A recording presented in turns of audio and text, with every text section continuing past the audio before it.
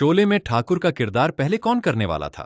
क्या आप जानते हैं कि फिल्म शोले में ठाकुर बलदेव सिंह की अमर भूमिका के पीछे की असली स्टार कास्टिंग की कहानी बेहद दिलचस्प है? जब सलीम जावेद ने ठाकुर का यह दमदार और त्याग से भरा किरदार लिखा, तो उनके दिमाग में पहली पसंद कोई और नहीं बल्कि महान अभिनेता संजीव कुमार ही थे। लेकिन जब संजीव कुमार को यह रोल ऑफर किया गया, तो उन्होंने स्क्रिप्ट पढ़ने के बाद वीरू का रोल निभाने की गहरी इच्छा जताई। उनका मानना था कि वीरू का किरदार बसंती के साथ रोमांस, कॉमेडी और कड़क एक्शन से भरा है, जो दर्शकों को सीधा आकर्षित करेगा। उधर धर्मेंद्र भी पहले ठाकुर का ही गंभीर किरदार निभाना चाहते थे, ताकि वे फिल्म में अपनी अभिनय क्षमता का एक नया आयाम दिखा सकें।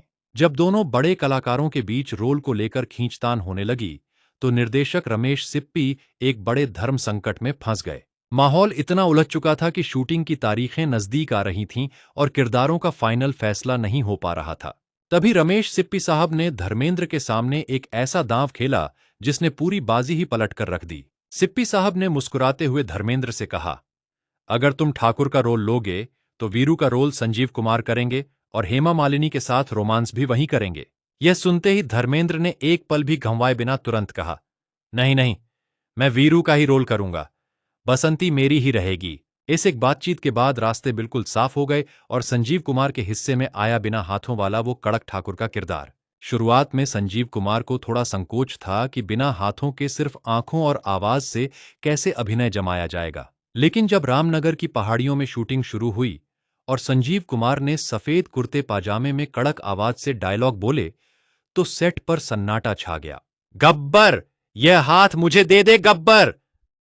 इस एक वाक्य को संजीव कुमार ने जिस भारीपन और दर्द से बोला, उसने पूरे क्रू के रोंगटे खड़े कर दिए। कैमरामैन और रमेश सिप्पी मॉनिटर पर देखते ही समझ गए थे कि ठाकुर बलदेव सिंह के किरदार को संजीव कुमार से बेहतर कोई नहीं जी सकता था।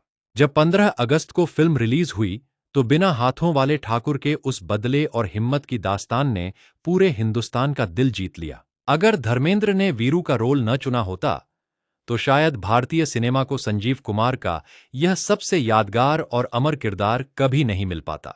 लेकिन क्या आप जानते हैं कि संजीव कुमार ने उस चोले के अंदर अपने हाथों को घंटों बांधकर रखने की वजह से सेट पर कितनी शारीरिक तकलीफ सही थी, और क्यों शूटिंग के दौरान कई बार उनके हाथों में भयानक ऐंठन और दर्द शुरू हो जाता था। पर्दे के पीछे का यह ऐसा सनसनीखेज और भावुक सच है जो आज भी बहुत कम लोग जानते हैं। अगर आप शोले और ठाकुर बलदेव सिंह से जुड़ा वो अगला सबसे कड़क और अनसुना रहस्य जानना चाहते हैं, तो कमेंट में ठाकुर जरूर लिखें। कमेंट में हमें यह भी बताइए कि क्या आप संजीव कुमार के अलावा किसी और एक्टर को ठाकुर के रूप में सोच भी सकते हैं। आगे जो नया सच सामने आने वाला है, वो आपकी जानकारी को एक नए मुकाम पर ले जाएगा। देरी मत कीजिए, अभी लाइक और फॉलो का बटन दबाकर पर्दे के पीछे के इस जादुई सफर से जुड़ जाइए।